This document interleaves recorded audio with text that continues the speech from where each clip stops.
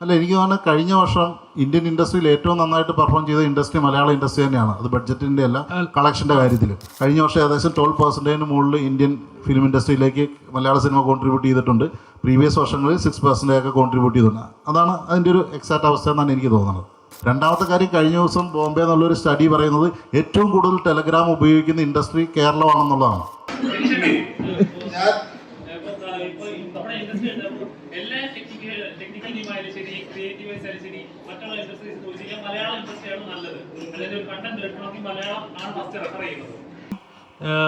Budget vice ആയാലും ശരി, ഇപ്പം ഇൻഡസ്ട്രി വൈസ് ആയാലും ശരി, അവരാണ് മുമ്പിൽ നിൽക്കുന്നത്.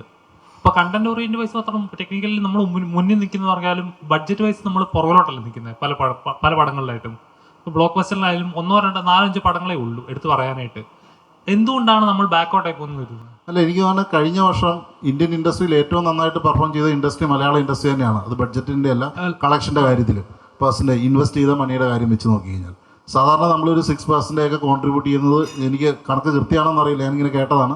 കഴിഞ്ഞ വർഷം ഏകദേശം 12% മുകളിൽ ഇന്ത്യൻ ഫിലിം ഇൻഡസ്ട്രിയിലേക്ക് മലയാള സിനിമ കോൺട്രിബ്യൂട്ട് ചെയ്തിട്ടുണ്ട്. പ്രീവിയസ് വർഷങ്ങളിൽ 6% ഒക്കെ കോൺട്രിബ്യൂട്ട് ചെയ്തിട്ടുണ്ട്. അതാണ് അതിൻ്റെ ഒരു എക്സാക്റ്റ് അവസ്ഥ എന്നാണ് എനിക്ക് തോന്നുന്നത്.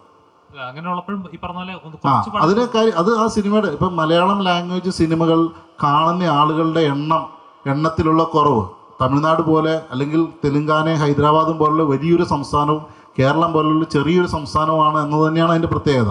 മലയാള ഭാഷ ഉപയോഗിക്കുന്നവരുടെ ആളെണ്ണം കുറവാണ്, ഓഡിയൻസ് കുറവാണ്. അത് തന്നെയാണ് അതിൻ്റെ റിയാലിറ്റി. രണ്ടാമത്തെ കാര്യം, കഴിഞ്ഞ ദിവസം ബോംബെ എന്നുള്ളൊരു സ്റ്റഡി പറയുന്നത് ഏറ്റവും കൂടുതൽ ടെലഗ്രാം ഉപയോഗിക്കുന്ന ഇൻഡസ്ട്രി കേരളമാണെന്നുള്ളതാണ്. ഏറ്റവും കൂടുതൽ പൈറസി കാണുന്ന ഓഡിയൻസ് ഉള്ളത് കേരളത്തിൽ നിന്നാണെന്നുള്ളതാണ് ബോംബെ എന്നുള്ളൊരു സ്റ്റഡി കണക്ക് പറയുന്നത്. അപ്പോൾ അതിനൊക്കെയാണ് നമ്മൾ ശ്രമിക്കേണ്ടത്. അത് നമുക്ക് ആരോട് ഫൈറ്റ് ചെയ്ത് തോൽപ്പിക്കാനൊന്നും പറ്റില്ല. നമ്മൾ സ്വയം എടുക്കേണ്ട തീരുമാനങ്ങളും സ്വയം കുറച്ചും കൂടെ വളരേണ്ടതാണ്.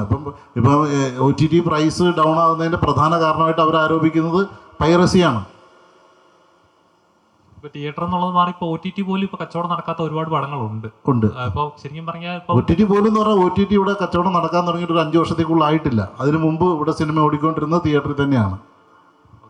അപ്പം ഈ പറഞ്ഞ കച്ചവടം എന്ന് പറഞ്ഞ ഒരു പ്രൊഡ്യൂസറെ സംബന്ധിച്ച് ഒരു ഇറക്കുന്ന പടം കച്ചവടമായാലേ എന്തെങ്കിലും മുടക്കിയ മുതലെങ്കിലും തിരിച്ചു കിട്ടത്തുള്ളൂ. അപ്പം അല്ല, തിയേറ്ററിൽ ഓടിയ പിന്നെ കിട്ടുന്നത് കാശല്ലേ? ഞാൻ പറഞ്ഞത് മുടക്കിയ മുതലെങ്കിലും ശരിക്കും കച്ചവടം ആയാലല്ലേ. ഇപ്പോൾ 10 രൂപ മുടക്കാണ്, ഒരു 11 രൂപയെങ്കിലും തിരിച്ചു കിട്ടിയാലേ അതൊരു കച്ചവടം എന്ന് പറയാൻ പറ്റത്തുള്ളൂ. അപ്പം അല്ല, അത് ലാഭം വന്ന കച്ചവടം. കച്ചവടം ഇങ്ങനെ അല്ല, കച്ചവടത്തിലെല്ലാം ഉണ്ട്, നഷ്ടമെല്ലാം കച്ചവടത്തിൽ വരും. ലാഭം വന്ന കച്ചവടമാണ്. അപ്പം ഞാൻ പറയാം, ഇപ്പം ഇങ്ങനെ പൈറസി ആയാലും ഇപ്പം കണ്ട സമരത്തിനും ഇതിലൊക്കെ പോകുമ്പോഴും പൈറസി എന്ന് പറയുന്നത് പ്രശ്നം അവിടെ ഇപ്പോഴും നിൽപ്പുണ്ട്. സർക്കാരായാലും ഉറപ്പായിട്ടുണ്ട്. ഞാൻ പറയില്ല, അതിന് നമുക്ക് നിയമപരമായിട്ടൊക്കെ കൺട്രോൾ ചെയ്യുന്നതിന് ഒരുപാട് പരിധികളുണ്ട്. പക്ഷെ എന്നാലും എല്ലാവരും കൂടെ ഒരുമിച്ച് എഫേർട്ട് എടുത്തു കഴിഞ്ഞാൽ ചില സൈറ്റുകൾ നിരോധിക്കുക, അങ്ങനെയൊക്കെ പറ്റുന്നിടത്തോളം പ്രതികരിക്കാൻ പറ്റുമെന്നാണ് എനിക്ക് തോന്നുന്നത്. പക്ഷെ എന്നാലും നമുക്ക് നിയന്ത്രിക്കുന്നതിനൊരു പരിധിയുണ്ട്. പക്ഷെ എന്നാലും നമ്മൾ ക്വാളിറ്റി ഉള്ളവരായി മാറുക, ഓരോ വ്യക്തിയും ഓരോ പ്രേക്ഷകനും ക്വാളിറ്റി ഉള്ളവരായി മാറുക എന്നുള്ളതാണ് ആ നിലയ്ക്ക് നമുക്ക് ചെയ്യാൻ പറ്റുന്ന കാര്യം. അത്രയേ ഉള്ളൂ.